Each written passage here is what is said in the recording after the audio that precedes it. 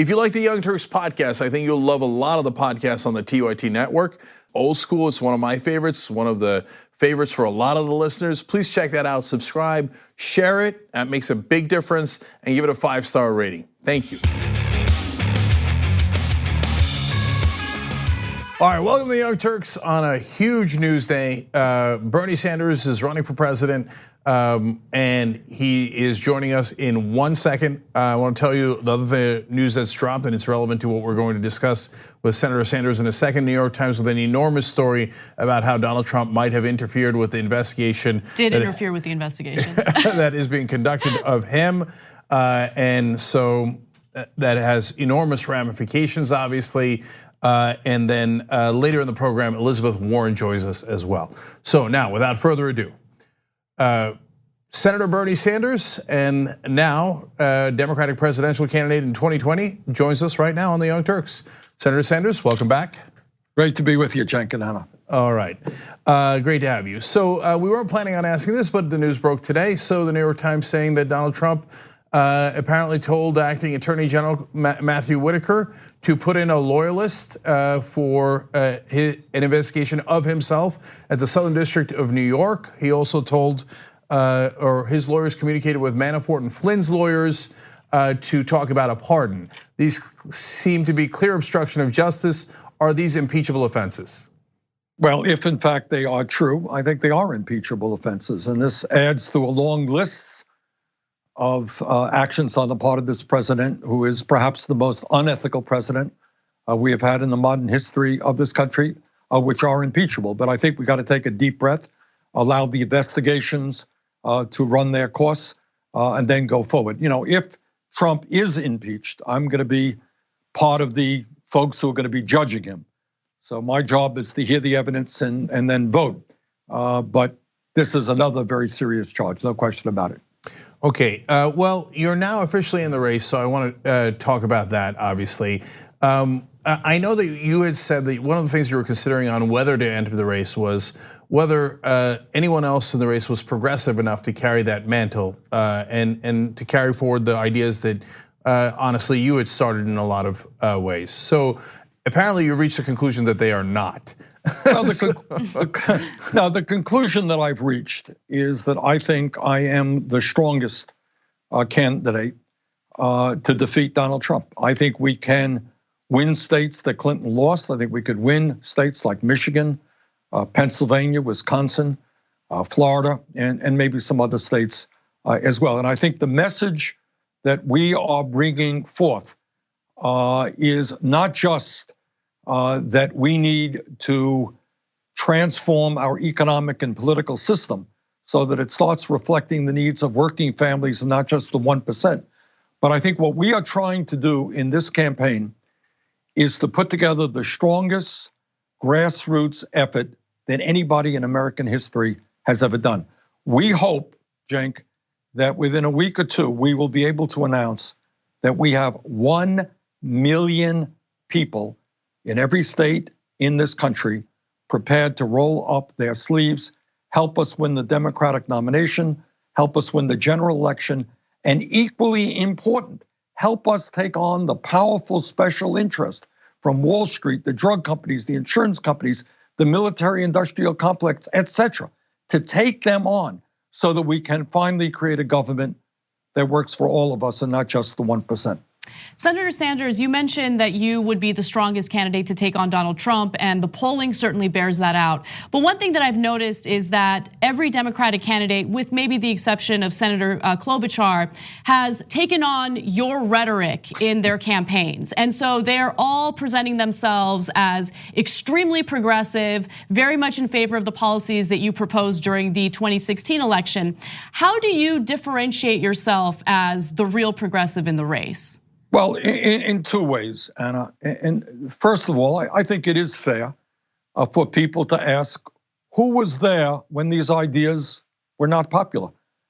You know, when I talked about Medicare for all, as you will recall, virtually nobody was talking about Medicare for all. It was too radical, too extreme.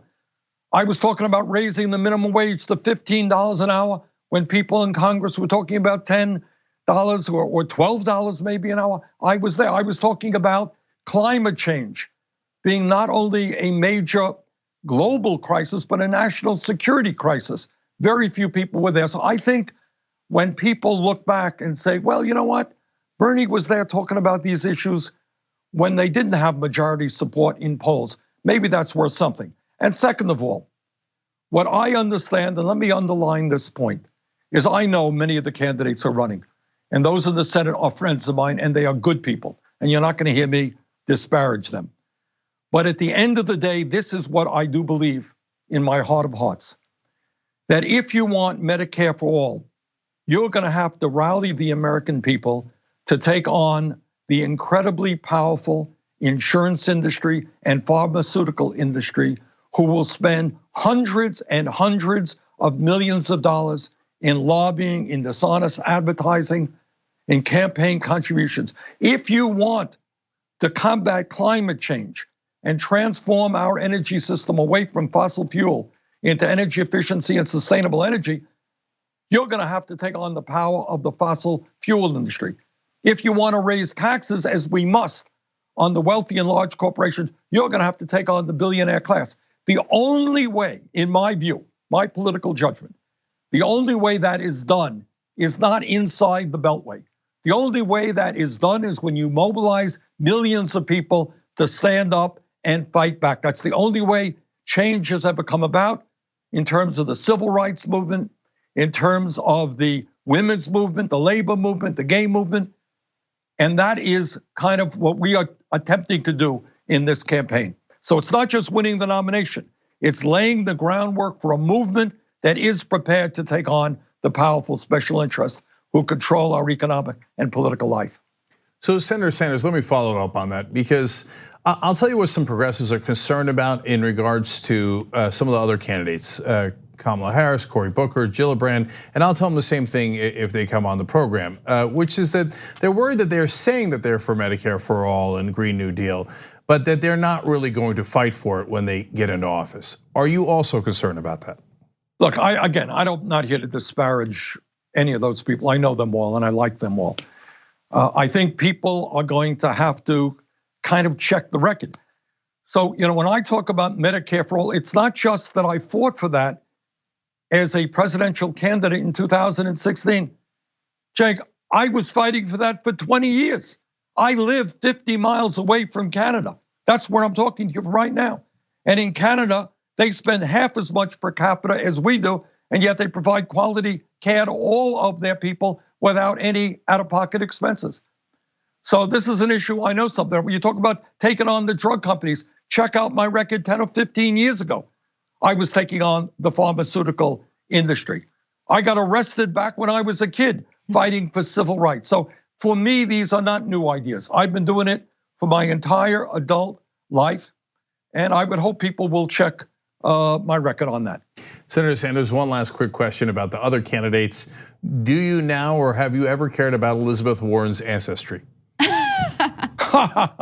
No, Elizabeth Warren, when you talk about other candidates, Elizabeth Warren is somebody I have known for over 20 years. She is a friend of mine, and she is a very, very good senator and a very serious person.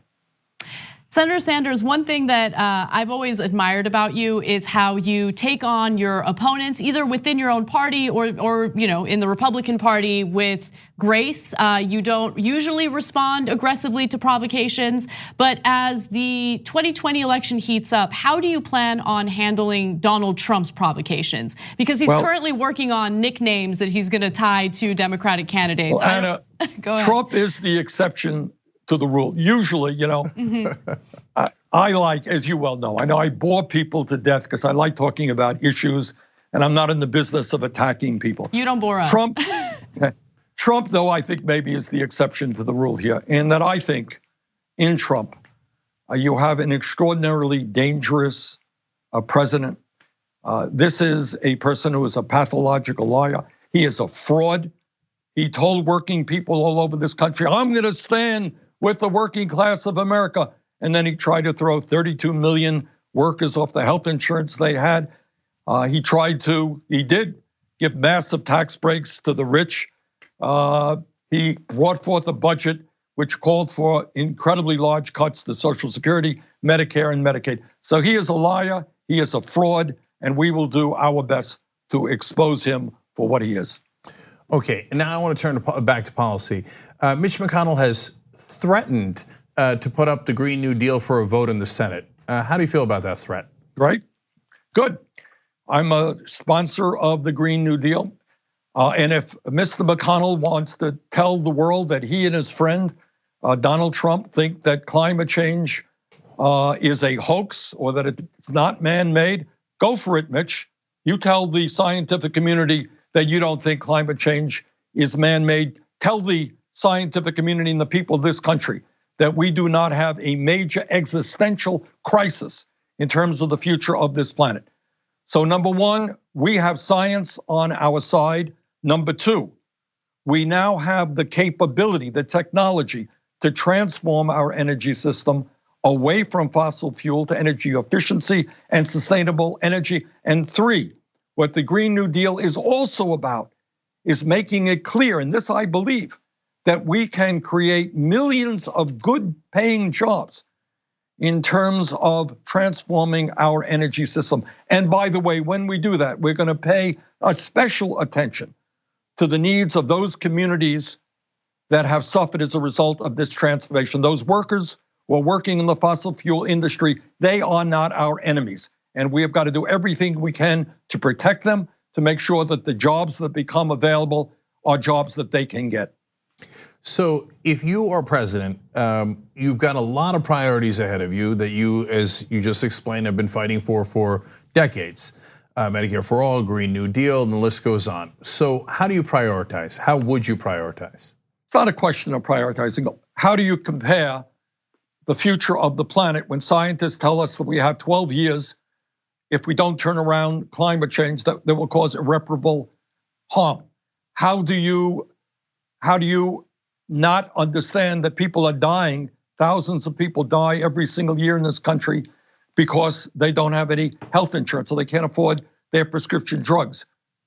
To my mind, it's not just this issue, it's that issue. We have got to develop an agenda that speaks to the needs of working families. That's healthcare, that's prescription drugs, that's education, that's childcare, that's infrastructure, that is climate change. We can do that when we think big and not small, and when we rally millions of people around that progressive agenda. Senator Sanders, I hear your policy proposals and it's all very exciting. It's certainly what true progressives want to push for. But what concerns me is some of what we saw during the 2016 election. And I'm curious, were there specific lessons that you learned during that election that you're going to really look out for moving forward? And what are those lessons? Yes, we have been criticized, correctly so, for running a campaign that was too white and too male oriented, and that is gonna change. We're gonna have a very, very diverse campaign staff, and we're gonna do a better job reaching out to every community in this country. And in response to some of the attacks that we've seen in the mainstream press in regard to your campaign, what have you done to kind of fix those problems moving forward? Anna, in my 2018 re-election campaign here in Vermont, we instituted, I think, the strongest protocol, maybe of any campaign, against sexual harassment. And we are gonna carry that into this presidential election. And that means that every employee on this campaign is gonna receive training and understanding what sexual harassment is about. If anybody believes they have been harassed, there will be an independent number outside of the campaign that they can call. And we have hired people who are some of the best in the country who will operate independently to help us on this issue. Senator Sanders, let me challenge you on a policy issue that came up in 2016. So we understand that you've often talked about the millionaires and the billionaires that are corrupting the system. But very early on, you did not have money in politics that high in your priority list. In fact, I would make the argument, and I have, that when Larry Lessig entered the race, that you moved it up a little bit further on the list. Has that moved up your list overall in terms of priorities, and what do you plan to do about it? You know, Cenk, I don't have the papers in front of me, but I don't know that that's accurate. I have always understood that Citizens United is an effort to undermine American democracy, that it has got to be overturned, that voter suppression is disgraceful beyond belief, that the kind of gerrymandering we have right now creates an overall corrupt political system, all of which benefits the wealthy and the powerful. So this is an issue that I have felt extremely strongly about. And I don't understand how any serious candidate cannot feel strongly about it. Democracy, to my mind, means one person, one vote, not the Koch brothers spending $400 million in a 2018 election. So this is an issue. I'm sorry, go ahead. Sorry, so you would take the Koch brother money out, but you would also take the George Soros money out? Of course. I mean, the goal has got to be, right now, the overwhelming majority of billionaire money goes to Republicans. But you can't pick and choose. I believe, as it happens, not only in overturning Citizens United, but moving to public funding of elections.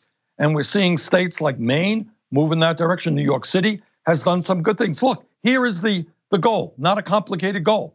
I want anybody in this country, regardless of their income status, to be able to run for school board, to be able to run for Congress, to be able to run for President of the United States. And I do not want that person to have to simply be a billionaire or to be dependent upon big money to do that. And I'm very proud, by the way, that at the end of the day, I think we set a lot of records by rejecting super PACs and raising funds by the millions from small individual donations. All right, last question for you, Senator Sanders. What are the attributes you would look for in a vice president? I think we would look for somebody who is maybe not of the same gender that I am, and maybe somebody who might be a couple of years younger than me, and somebody who can take the progressive banner as vice president and carry it all over this country to help us with our agenda and help us to rally the American people. All right, Senator Bernie Sanders running for president again. Thank you so much for joining us on the Young Turks. We appreciate it. Thank you, Cenk. Thank you. All right, so we're going to take a quick break here. Remember, Senator Elizabeth Warren on later in the program, and you'll get to hear from her as well. She's in the new third hour of the Young Turks, so don't miss that. And when we come back, we're going to talk a little bit more about Senator Sanders' announcement, because he obviously came out today as running for the presidency in 2020. And we'll also talk more about that bombshell report from the New York Times about how Donald Trump apparently tried to interfere in his own investigations again. So it is an amazing story. Come right back. We need to talk about a relatively new show called the Republic, or UNFTR. As a Young Turks fan, you already know that the government, the media, and corporations are constantly peddling lies that serve the interests of the rich and powerful. But now there's a podcast dedicated to unraveling those lies, debunking the conventional wisdom. In each episode of On the Republic, or UNFTR, the host delves into a different historical episode or topic that's generally misunderstood or purposely obfuscated by the so-called powers that be, featuring in-depth research, razor-sharp commentary, and just the right amount of vulgarity. The UNFTR podcast takes a sledgehammer to what you thought you knew about some of the nation's most sacred historical cows. But don't just take my word for it. The New York Times described UNFTR as consistently compelling and educational, aiming to challenge conventional wisdom and upend the historical narratives that were taught in school. For as the great philosopher Yoda once put it, you must unlearn what you have learned. And that's true whether you're in Jedi training or you're uprooting and exposing all the propaganda and disinformation you've been fed over the course of your lifetime.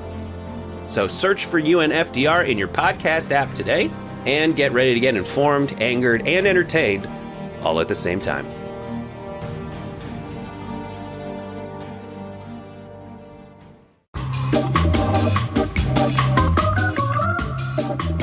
All right, back on the Young Turks. Before we get more into Bernie's announcement in the New York Times story, I want to read your comments as usual.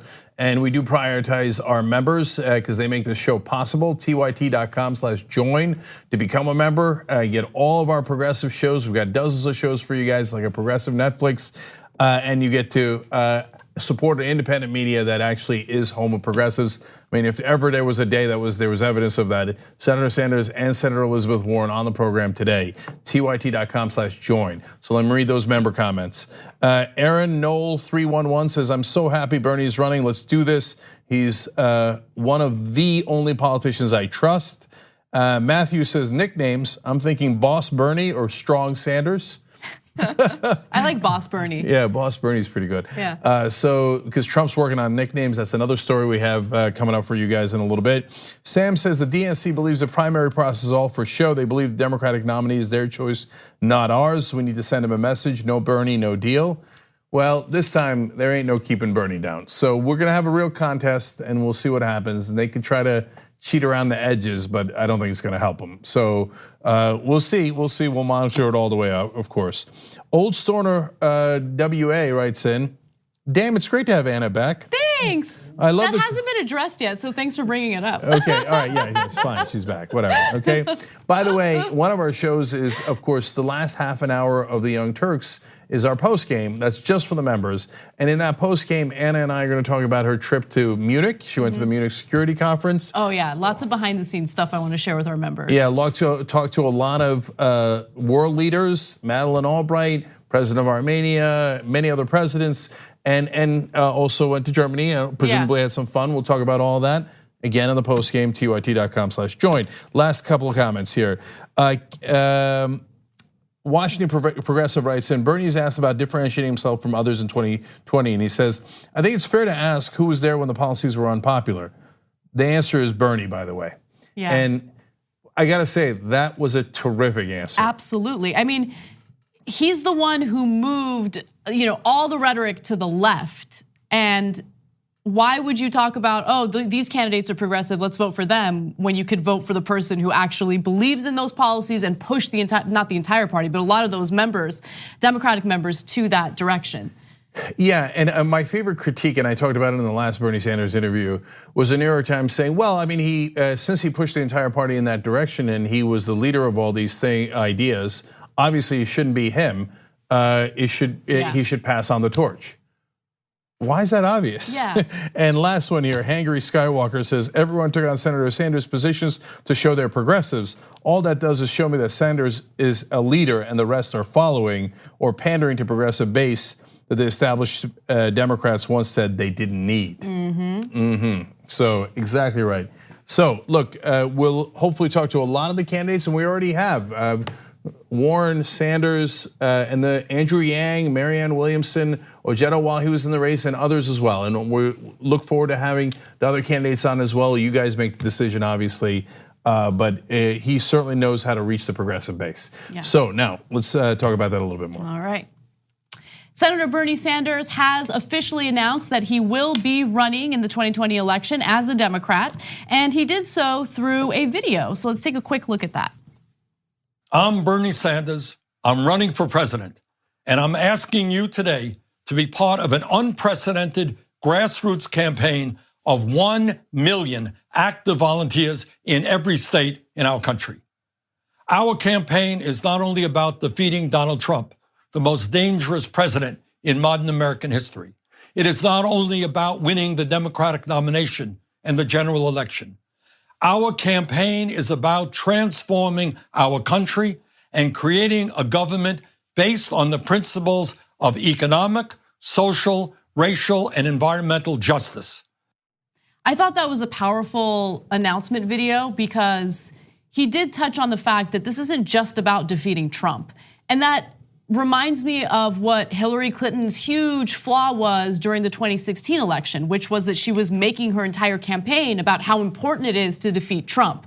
You need to give voters more of a reason to vote for you, and he, in a very concise way, listed all the ways that he would be a great candidate or a great president. And I love that he included environmental justice in that list, which oftentimes I think is either forgotten about by candidates or is just kind of mentioned here and there to kind of pretend like they care about environmental justice. Yeah, he did his announcement both online and on first on Vermont Public Radio, because he's Bernie Sanders. I love it. No, I love that he did that. Like everybody's looking for the biggest outlet they could possibly do it on, et cetera. He's like, no, I started in Vermont. So I'm gonna go with Vermont Public Radio. Now, he's probably never gonna run in Vermont again, and he's certainly gonna win Vermont's vote in the primaries and in general, et cetera. So he didn't need to do that for political reasons at all. But he did that as a way of saying, I believe in my roots, which leads me to the substantive point that is maybe most important. We just interviewed him on the show, and the point that seems to have resonated the most is, look, who was for all these programs when they weren't popular? And so now it's easy to be for Medicare for all when it's got a 70% popularity. And by the way, it turns out it's not even that easy, because half the Democrats are still like, no, 70% is not high enough, okay? CNN and New York Times, et cetera, scared me by asking me if that would end private insurance. Well, yeah, the whole point, and I asked Bernie Sanders about that in the last interview we did last week, and he said, yeah, that's the whole point. We're offering you insurance better than private insurance, that costs less than private insurance, and you don't have to pay premiums, deductibles, et cetera. So he does not hide from those positions. He does not run from those positions. He runs to those positions. Right. And now he has made them fairly acceptable enough for the many of the other major candidates to adopt them. But if one guy came up with the ideas and the others adopted them, and look, people will say, hey, Jake, are you being biased and have you already picked the person you want? No, I'm ready to hear everybody out. But my perspective is that I care about being a progressive, and I'm going to talk to you in a second about what I think you should consider when you're voting for someone, okay? And let you make up your own mind, obviously. But also, my job is to give you the facts. And it is a fact that Bernie Sanders had all those policy proposals well before, decades before other people got to them. And it is a fact that they got to them when they were already popular, and he did not. He believed in them all along. Now, you do whatever you want with that fact, but that is a fact. And it's not just about the fact that he was the first in proposing and pushing for these policies. You also have to pay very close attention to what these candidates say behind the scenes, or what their aides and staffers tell the press behind the scenes. So for instance, during the town hall that Kamala Harris had, she mentioned that she is in favor of Medicare for all, period. But behind the scenes, in a story that we covered, one of her staffers spoke to the press and said that she's actually open to other proposals, including maybe expanding Medicare a little bit or having a Medicare buy-in program. No, we want Medicare for all, right? And so if someone's already starting to offer caveats behind the scenes, I think that speaks volumes. So my point is, just pay attention to what gets done or said behind the scenes, not just what gets said during the debates or during the town halls. Yeah, and so I'll build on that a little bit more too. So let me get to what I think are the different things that you should look for when someone's running for president. And they're three things. One is, do they match up with your ideology? So this woman sticks in my mind. It was a woman who we interviewed in front of a Hillary Clinton, either a rally or one of the debates. And when our reporter asked, why are you voting for Hillary Clinton? She said, I don't want a revolution. I just want a good candidate. And so if you don't want a revolution, Bernie Sanders is not your candidate. That's also fairly obvious, right? So that's for you to decide what you want, right? So if you want Medicare for only people above the age of 55. Sherrod Brown just said, I don't want Medicare for all. I just want for people above the age of 55. And eventually, some distant time later, we'll get to Medicare for all. So that's your candidate. By the way, I don't mean to just pick things that I don't agree with. I think Cory Booker did a wonderful job on criminal justice reform. And so you have to give him credit for that. I think Elizabeth Warren is a giant when it comes to dealing with financial reform and protecting consumers and getting money out of politics, et cetera. So find the issues that you care about, find out who's on your side on those. Number two, of course, everybody wants to know who's gonna be able to beat Donald Trump. That's fair, but don't get over-focused on what can Donald Trump say about X, Y, or Z. I don't care what he could say. The question is, what is your candidate going to say? Is he or she going to be able to effectively fight back and win?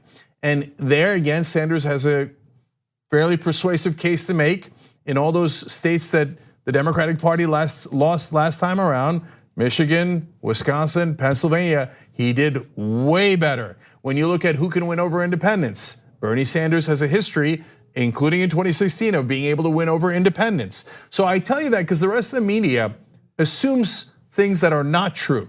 They think, well, the more corporate candidate, the more moderate candidate is more likely to win over independent voters. There is no data to support that. I challenge them to show me one poll that shows that. There is overwhelming data on the other side. Now you could still say, hey, listen, Cenk, it's okay, but I want the moderate candidate. No problem, okay?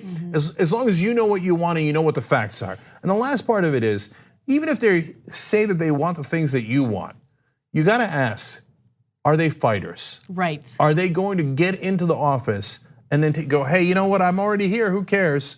Or are they gonna say, damn it, I will not rest until I get Green New Deal or money out of politics, whatever it is.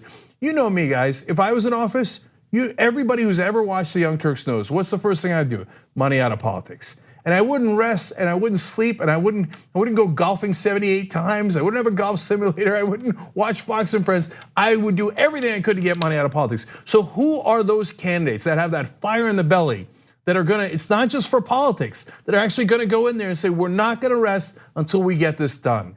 And so that's your decision to make. But Sanders announcing today obviously is an enormous part of that. And does he have fire in the belly? Definitely. Let's keep it real. He's had that fire in the belly for a long, long time, and it doesn't look like anybody can put it out. Okay, we got to move on to other news, including a breaking news story by the New York Times. Really glad that they published that just an hour or two before we went live, and it was like 17 pages long. But nonetheless, yeah, because their schedule's depending on when we go live. No, they're definitely thinking about that. Okay. But anyway, don't worry, we're ready to do it. So let's get right to it. The New York Times has published an explosive piece which touches on Donald Trump attempting to apparently fix the investigations against him. And yes, investigations meaning plural. There are multiple investigations against him, and in each one he has attempted to stack the deck in his favor. And I'll give you some of the highlights mentioned in this piece. So according to the Times, Trump called Matthew Whitaker, who was his acting attorney general, and asked whether Jeffrey Berman, a United States attorney for the Southern District of New York and a Trump ally, could be put in charge of the widening investigation. Now, this investigation had to do with the campaign contributions, the hush money payments that were made to Karen McDougal and Stormy Daniels. And so the idea that he would get one of his allies to kind of oversee this investigation gives you a sense of where his head was at and how he was trying to kind of fix this in his favor. Now, here's the interesting part. Whitaker knew that Berman had recused himself from this whole investigation and essentially said, no, I can't do that because of his recusal. And Donald Trump soured on him immediately. Of course he did. So this story leads to the two fatal flaws of Donald Trump and why I said he never lasted 4 years, and he's not going to. Because number one, he is deeply corrupt. He can't help himself. Now the entire spotlight of the world is on him. And everybody knows that he picked Matthew Whitaker because he was perceived to be a loyalist. That is when you would want to be most careful and not buttress that point of view. But he can't help himself. He's been a con man his whole life. So as soon as Whitaker comes in, he's like, okay, now why don't you fix that Southern District case against me and put my loyalist in there, Jeffrey Berman, and get him out, okay? Get that case out. Now that case is more important in a lot of ways than the Mueller investigation because that is a clear felony. It's violating campaign finance laws. His personal attorney, Michael Cohen, is going to prison for 3 years based on that. So that is monumentally important to him. And for him to try to interfere in that investigation is obstruction 101. You would think that he might do it in a more subtle way. No, he doesn't have a subtle bone in his body. And even if you're a supporter, you know that. And that's part of why you like him, okay? But so yes, that's now on top of the campaign finance violation, which was obvious to begin with, we now have clear obstruction. This is felony on top of felony. It's amazing. So look, I asked Bernie Sanders And he says, look, I'm a judge in the case. If there's an impeachment and the Senate has to decide whether to throw him out of office, so I don't want to be too prejudicial here, but does it look like obstruction? Of course it does. Anybody can. So you don't need Mueller. We already have 2 super obvious and super important felonies right here on the record. And by the way, the New York Times story has more in a second. But then point number 2 is the second defining trait, lack of intelligence. You did, and no homework, spoiled little child. You didn't bother to find out if Berman had recused himself? You're asking your acting attorney general to commit an illegal act, and you didn't even bother to check to see if Berman had recused himself. How unbelievably stupid are you? So this is now what, the 50th time that Donald Trump has soured on his allies, his friends, because they didn't carry out whatever mission he wants them to carry out in his favor. And so he sours on Whitaker immediately because he's not willing to put an ally in charge of this investigation. But here's the thing that I don't understand. The fact that he still has loyalists, the fact that he still has individuals who are willing to work for him, who are willing to, fight for him, knowing that if they make one small move in the wrong direction in Trump's perception, he will turn on them immediately. Well, Anna, we talked about Gulliver in one of our members only sections, right? And that power, man, it's precious. Yes. And so now Whitaker thinks, oh, no. First of all, Whitaker's chances of being attorney general in any way, shape, or form was non-existent before Trump. And Trump's like, this meathead will do whatever I ask of him. That's what he said publicly, right? So I'll pick him. But even he's not enough of a meathead for him to be like, yeah, but you're asking me A, to commit an obvious illegal act, and B, I can't even do it because Berman already turned it down because he recused himself. You're asking me to do something literally impossible. And then Trump's like, oh yeah, then I don't like you. So when is it gonna get through your thick skulls that he's gonna turn on you? He doesn't care about you. He doesn't care about his loyalists. He doesn't care about his friends, his attorneys. He doesn't care about anybody. And by the way, this goes all the way to his voters. They think, no, I know he's ripped off everybody in his past, Trump University, the Trump charity, so-called charity, and Jeff Sessions and everyone. Sessions was the first senator back when it was deeply controversial to back Donald Trump. And what did he return that favor with? Threw him under the bus. Yes. And that's how he views you guys. You're the last sucker at the parade. So before I get to the other giant part of the story, I do want to quickly comment on something regarding Jeff Sessions. So as we all know, Donald Trump was furious at the fact that Jeff Sessions had recused himself from the Russia investigation. And he was public about that. He tweeted about how horrible Sessions is for doing so. But he never fired Sessions until after the midterm elections, right? And so the reason why he didn't fire Sessions is because he was advised, and I think this was actually good advice, to avoid doing so, that it would be better if Sessions resigns on his own. So what did Trump do? Let's go to graphic 12. According to the Times, Trump called his former campaign manager, Corey Lewandowski, over the 4th of July weekend to ask him to pressure Sessions to resign. Lewandowski was non-committal and never acted on that request. Even the meathead of meatheads, Corey Lewandowski, is smart enough to know that, hey, I can't randomly call the attorney general like some sort of thug and be like, hey, you know what? I think it's in your best interest to resign. Who the hell's Corey Lewandowski? Right. He's not in the government. Right. Why would he be calling the attorney general and yelling at him to resign? That makes no sense at all. But Trump asks people to do things that are illegal and impossible all the time. And so the savvy guys like Lewandowski who only care about the power and the wealth go, sure, boss, of course, boss. I'll call him right after the barbecue, boss. Hangs up because I'm not gonna call him. He'll forget anyway, right? Right. And Whitaker, on the other hand, is a sweaty mess. He's like, oh my God, he wants me to do this. I don't know what I'm supposed to do. Yeah, you can't do it. And so they better get these folks up in whether it's in front of prosecutors, most importantly, but eventually in front of Congress as well. Let's get them on the record and make sure you ask him these specific questions, because Whitaker said, oh no, he didn't ask me to interfere in the Mueller investigation. Now, I didn't talk about the Southern District of New York. He did have a vaguer answer on all the investigation. Let's bring him back. Let's ask him this specific question under penalty of law. And Whitaker, you think Trump's gonna have your back? No, he'll let you go to jail. He doesn't care about you, right?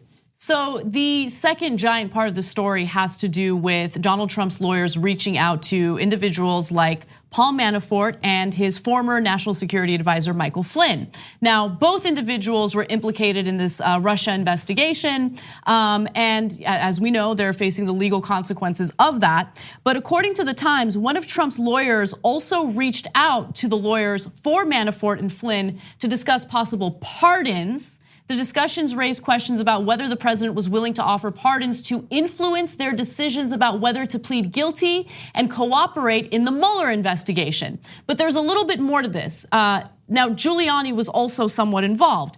Behind the scenes, Giuliani was getting help from an individual named Kevin Downing, a lawyer for Manafort. Manafort had agreed to cooperate with the special counsel after being convicted of financial crimes in an attempt to lessen a potentially lengthy prison sentence. Downing shared details about prosecutors' lines of questioning with Giuliani. Yeah, so that is highly unusual, but it is, that part I don't believe is illegal. So, Trump and Manafort's lawyers working together, okay, it gives you a sense of, because Trump said, oh, I don't get, Manafort's a totally different case, it has nothing to do with me. Because, and a lot of it, of Manafort's case is separate. It's about how he had deals with the Russian-backed Ukrainian oligarchs, etc. Okay, and so if Trump didn't care about it, why are the two lawyers cooperating? Unless Manafort also has evidence on Trump. Because if Manafort doesn't have evidence on Trump, you think Trump's gonna give a damn? He ain't gonna care at all. But the part about talking to their lawyers about pardons, that's huge. Obstruction of Justice 101, again, clear obstruction of justice, clear felony, gotta go. I mean, look, if at this point, so I get it, they wanna wait for the Mueller report, but you don't need the Mueller report. If the Mueller report comes out and the Democrats do not go for impeachment, they're playing politics, and it's a total bizarre but classic Democratic move. We will not pursue something that would help us and is against our opponent because we're too scared. And that would be the only reason why. Because if you actually care about the law, you gotta make sure that the president is not above the law. And these appear to be very clear violations of the law. So they should pursue impeachment now, no matter what. What I found interesting, and it goes to your point about Trump not being a very smart person. So Mueller found out about how Trump's lawyers were speaking to Manafort's lawyers about a potential pardon. And it really upset him, which is, remember that whole story came out about how Mueller was no longer buying into this notion that Manafort was cooperating with the investigation. And this is why, because behind the scenes, you have the lawyers for Trump working with Manafort's lawyers and kind of working out a potential pardon. Yes. I'll give you something if you don't testify, right. Is the definition of obstruction of justice. So the only question now that remains is, are they gonna do anything about it? I don't think so. Look, that's what concerns me the most about all of this. I think that even if something giant comes out of this investigation, even if they prove that there's significant money laundering through this investigation, which is what you and I are hoping Mueller is really looking into, Republicans have supported and backed Donald Trump no matter what. And you need Republicans to have a backbone in order to push for impeachment. They support him. I mean, Lindsey Graham talking about launching an investigation into the investigation. And Lindsey Graham's not the only one. He thinks this is a completely politically biased investigation into Trump. This isn't about a politically biased investigation. You have Republicans investigating him. Mueller is a lifelong Republican. Rod Rosenstein, lifelong Republican. This is not a Democratic witch hunt. This is looking into some serious crimes, potential crimes that the President of the United States committed. Yes, well, look, even if they don't think the Republicans are gonna vote with them, Democrats should pursue it because it's the right thing to do. Because we live in a democracy and no one is above the rule of law. We gotta take another quick break here. We've got a lot more stories for you guys coming up, including a McCabe bombshell about how the Republicans knew all along that the FBI was investigating Donald Trump for possibly working with the Russians. They didn't mind at all, so they've been lying to you the whole time. Roger Stone seems to threaten a federal judge. I'll tell you the real reason he might have done it that I don't think anybody else in media is talking about. And then Klobuchar, she had a town hall. Disaster. Okay, we will break that down for you guys as well. And if you miss any part of this show, including the Bernie Sanders interview that happened or the Elizabeth Warren interview that's going to happen a little bit later in the program, of course, if you're a member, you can get all of the show anytime you want, tyt.com/join. And if you want a free trial, tyt.com/trial to make that happen. We'll be right back. At TYT, we frequently talk about all the ways that big tech companies are taking control of our online lives, constantly monitoring us and storing and selling our data. But that doesn't mean we have to let them. It's possible to stay anonymous online and hide your data from the prying eyes of big tech. And one of the best ways is with ExpressVPN. ExpressVPN hides your IP address, making your activity more difficult to trace and sell to advertisers. ExpressVPN also encrypts 100% of your network data to protect you from eavesdroppers and cyber criminals. And it's also easy to install. A single mouse click protects all your devices. But listen, guys, this is important. ExpressVPN is rated #1 by CNET and Wired magazine. So take back control of your life online and secure your data with a top VPN solution available, ExpressVPN. And if you go to expressvpn.com/TYT, you can get 3 extra months for free with this exclusive link just for TYT fans. That's expressvpn.com/TYT. Check it out today. We hope you're enjoying this free clip from the Young Turks. If you want to get the whole show and more exclusive content while supporting independent media, become a member at tyt.com/join today. In the meantime, enjoy this free segment. All right, back on the Young Turks. Well, we just had a progressive candidate on, and Bernie Sanders. We're gonna have another one in Elizabeth Warren. But I want to tell you about our sponsor that's also progressive. They do progressive banking, basically. It's aspiration.com/TYT is the way to get to it. And they're wonderfully progressive. They don't put your money in anything that's the dirty industries, oil, guns, for-profit prisons. So you can have peace of mind about where your money is. And I kid around about how they're too liberal. They let you charge whatever you want for your own fees. I don't know how they do that. And they have the best interest rate, and you don't have to pay any fees on ATMs anywhere. So if you want a great progressive place to put your money, aspiration.com/TYT. And there's a good reason why they're our sponsor. And then I also want to tell you guys that this Thursday, February 21st, 2 days from now, one of our segments will be just for the members. Okay, so we got to do that from time to time. We got to look out for our members because you're what make this show possible. So tyt.com/trial, by the way, gets you a free week, so you can just test it out. You could use this week, watch all the interviews and watch all the segments. And we'll do that on Thursday. Now I want to read a couple of quick comments for you guys. Can I add something to that real quick? So we're putting a lot of our programming, extra programming behind that paywall to give more to our members. And one of those shows is my show, No Filter. So previously it was not available to our members, and it will be, and I'm really excited about that. And by the way, if you want to get the completely free podcast version, which is all audio, you can do that on any platform that has podcasts, Apple Podcasts, Spotify, you get it. And last week, Brett filled in for me, and it was a really great episode on Amazon and its decision to pull out of New York. Please check that out. It was a really great podcast, and he's outshining me. I don't like it, but he's good. So we got a lot of great podcasts for you guys. Larry Lessig on Money Out of Politics, Nina Turner, Nick Hanauer on Pitchfork Economics, Damage Report. But as Anna pointed out, for the members, you get to see the video version of No Filter and Damage Report going forward. So Perry S says, I think Bernie has been watching aggressive progressives. There was fire in his words and passion in his eyes in that interview.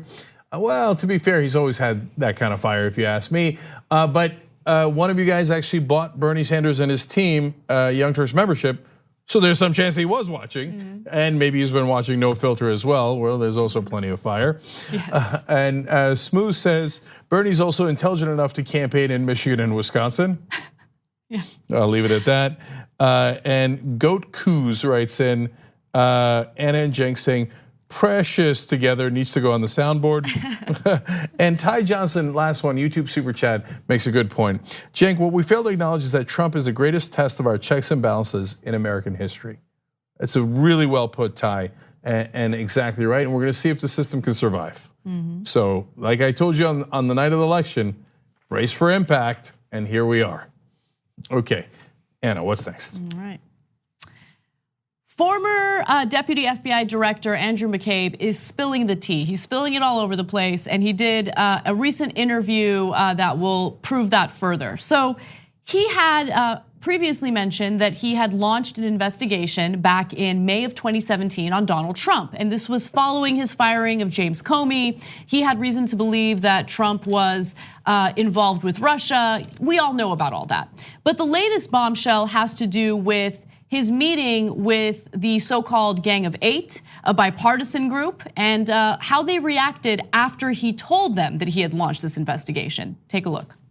I know you and other members of your team briefed the so-called Gang of Eight. These are the leaders of Congress in the days after Comey was fired about the Russia investigation. So it would have been the majority leader of the Senate, Mitch McConnell, Speaker of the House, Paul Ryan, and Democratic counterparts. Did you tell them that you had opened a counterintelligence investigation into President Trump? The purpose of the briefing was to let our congressional leadership know exactly what we'd been doing. Opening a case of this nature, not something that an FBI director, not something that an acting FBI director would do by yourself, right? This was a recommendation that came to me from my team. I reviewed it with our lawyers. I discussed it at length with the Deputy Attorney General, and I told Congress what we had done. Did anyone object? That's the important part here, Savannah. No one objected, not on legal grounds, not on constitutional grounds, and not based on the facts. So there were Republicans in the room and no one objected to it? So let me lay out the Republicans in the room. She mentioned a half the list, obviously, but Mitch McConnell, who now is saying like, oh, I can't believe that they're investigating Donald Trump. The FBI told Mitch McConnell now years ago, we're gonna investigate Donald Trump for possibly working with the Russians. He's like, oh, okay, good, let's go ahead, go for it. Didn't object, didn't say anything, didn't say, whoa, hey, what is this? A bureaucratic coup, that's the language they use now, right? Mm-hmm. No, they were like, yeah, that makes sense, obviously, right? And now, so McConnell, Paul Ryan, but Richard Burr, senator from North Carolina, Richard Burr has been fairly quiet and kind of on message. Like you don't see him going out on TV and being like, no, Trump is awesome. Mm-hmm. So Burr knows a lot, and it's fascinating how quiet he's been, okay? Mm-hmm. So we'll have to watch him later. If there really are impeachment proceedings, which way does Burr go? He's known it all along. But the last name on the list is interesting, Devin Nunes. So he's the guy who's been backing Trump this whole time. He was on Trump's transition team, and then he was supposed to lead the investigation in the House on Trump. Hilarious, right? But the FBI told Nunes, we're looking into Trump for possibly working with a foreign adversary while he's president. And Nunes like, yeah, okay, no problem, no objections. Oh man. So what they say behind the scenes and what they say in front of the camera do not match at all. Of course they don't. Politicians are gonna politician, right? So in a way, this is a bombshell, but if you really think about it, and most political stories that you cover, this is par for the course when it comes to certain or most politicians, right? They will say one thing publicly, which is of course defending the president, in some cases doing so vociferously, and then behind the scenes, they'll be completely complicit in this type of investigation. Yeah, the only good piece of journalism that any conservative blog has ever done was Eric Erickson, of all people, had a conversation with a Republican congressman, and we reported on this some months back, and asked him, what do you think of Trump? And he's like, oh, crazy, idiot, liar. What do you need me to say? We all think the same thing. But we of course can't say it on TV because then we'll get a primary challenger, or the base will turn on us and it's bad politics.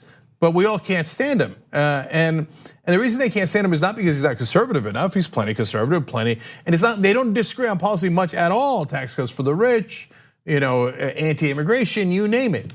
It's just it's super obvious to everyone what an unbelievable liar he is, and how much intermingling he did with Russia, maybe before the election, certainly after the election, and how bizarre that he's been acting, and obviously how much he's tried to obstruct the investigations against him. Right, and I think Republicans, there are other things that they don't like about him. I don't think that they agree with him on most policies. For instance, declaring this national emergency is something that most Americans don't agree with, and a lot of Republicans don't agree with either because they're worried about it setting a bad precedent. That's just one example. Yes, when it comes to things like tax cuts for the wealthy, even some Democrats agree with that, we know that. But I think they also hate the fact that Donald Donald Trump has now made it abundantly clear what the Republican Party is really about. There was a lot of covert racism going on. Donald Trump came in and made it very overt. He's been very transparent about some of the corrupt influences within politics. And he's also been clear about, what Republicans or how far Republicans are willing to go for their donors, for the corporate world, how much disdain they have for the poor. These are things that have been clear to people like us because we've been paying close attention. But Republicans have been careful in hiding those characteristics. Donald Trump comes in and he just blows the door open and lets everyone know what these politicians are really about. They hate that. So last two things on this. Another fascinating thing we found out in the Trump era is that the Republican voters are actually more odious than even the Republican politicians, which I thought was previously unimaginable. Not on every issue, and they actually hate the corruption and they're good on that, et cetera. But for example, on declaring a national emergency, which clearly does not exist, to build a wall, a lot of Republican politicians are like, but that's a bad precedent. That would be a really bad idea. What if a Democratic president then abuses that power? Besides which is not constitutional, et cetera. 85% of Republican voters are like, yes, that's it. National emergency, declare a wall. NPR PBS Marist poll just out right now. So now the overwhelming majority of the country does not agree. 61% of the country says no, right? But 85% of Republican voters are like, yes.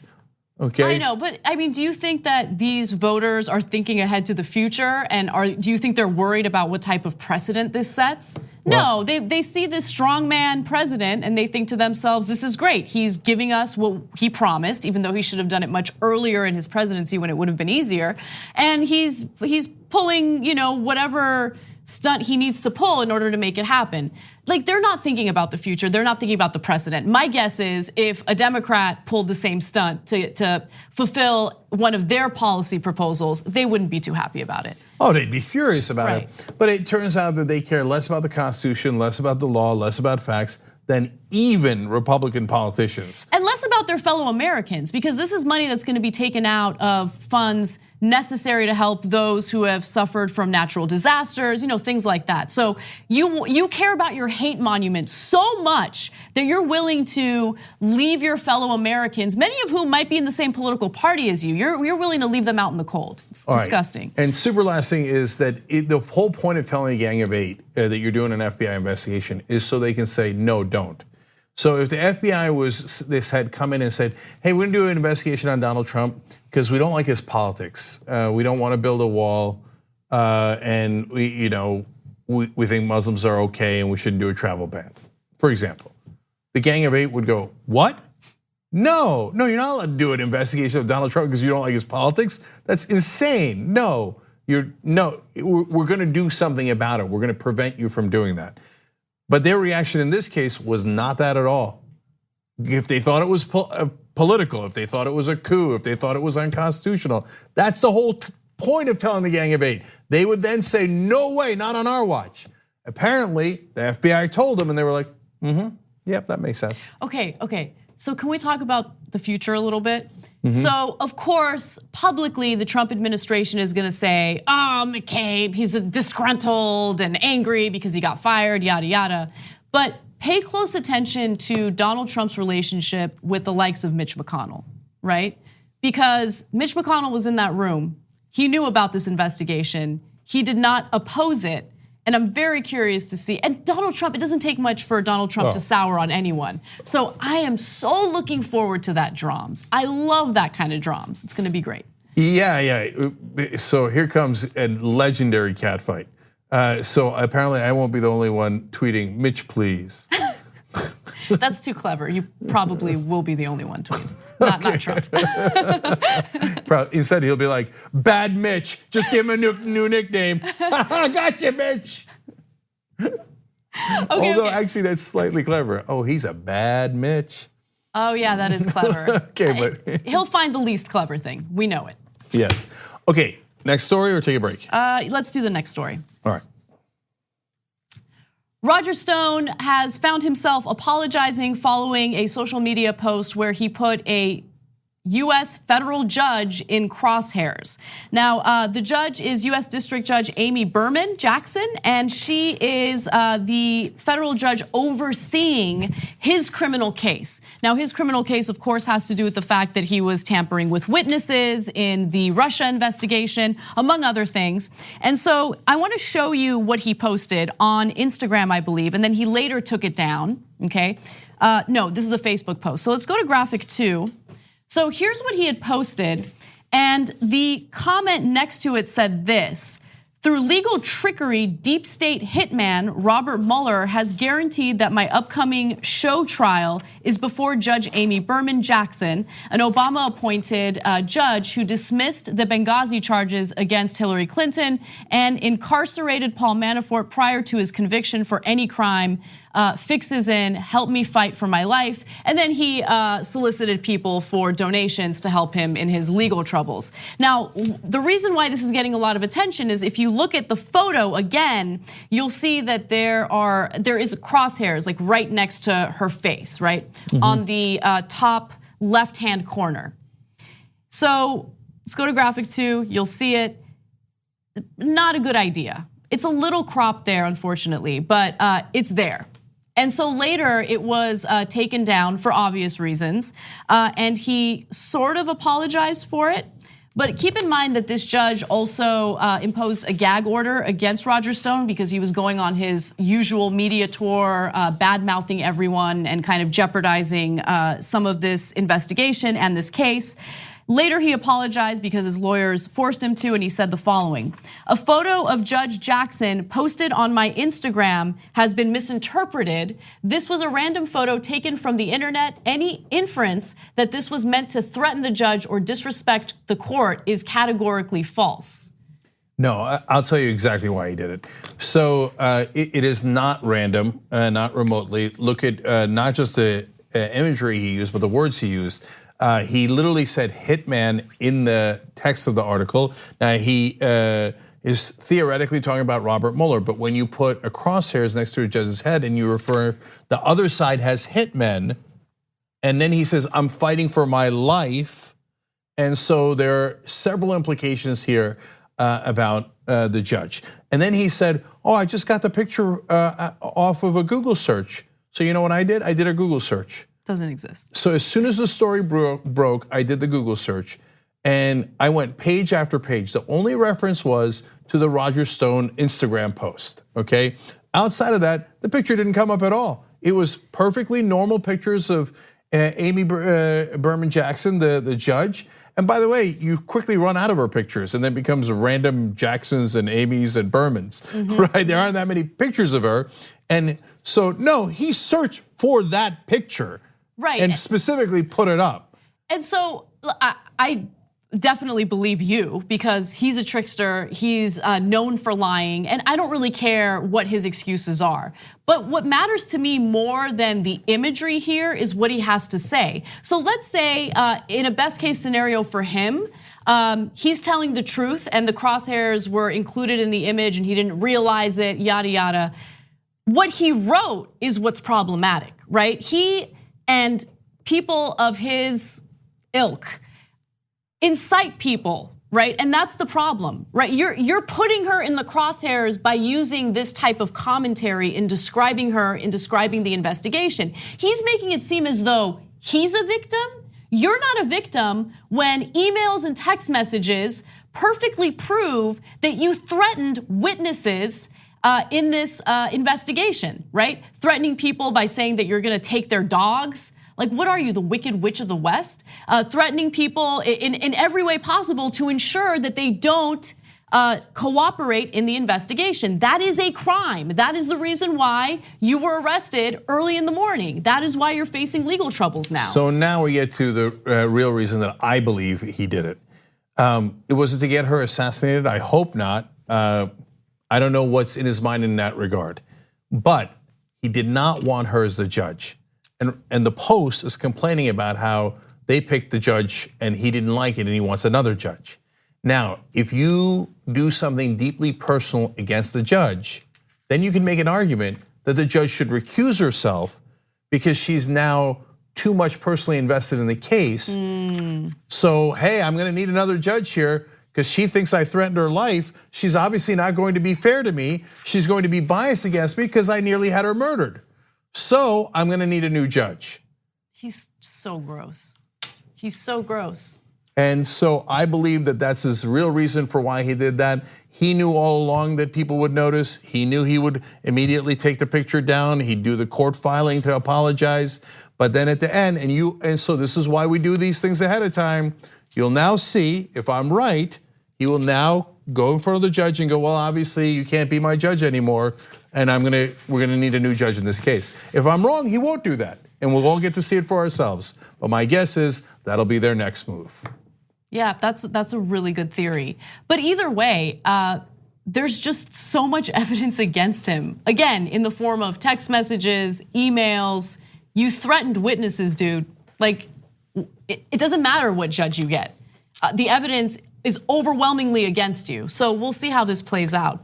And the next judge, you think is going to be thrilled that you threatened the life of the previous judge? Okay, but all he has is dirty tricks. So when you're wrong on the facts and wrong on the law, and all you've ever done your whole life is dirty tricks, you go back to that same old bag, and that's the only bag he's got. Let's take a break. When we come back, we will talk about Donald Trump's very savvy political strategy for winning 2020. Oh yeah, I love the story. And we'll get to Klobuchar and her disastrous CNN appearance, in my opinion, our opinion. And then Joe Crowley, whatever happened to Joe Crowley? He's got a new job. You'll never guess what it is. We'll tell you when we come back. Thanks for listening to the full episode of The Young Turks. Support our work, listen ad-free, access members-only bonus content, and more by subscribing to Apple Podcasts at apple.co/TYT. I'm your host, Cenk Uygur, and I'll see you soon.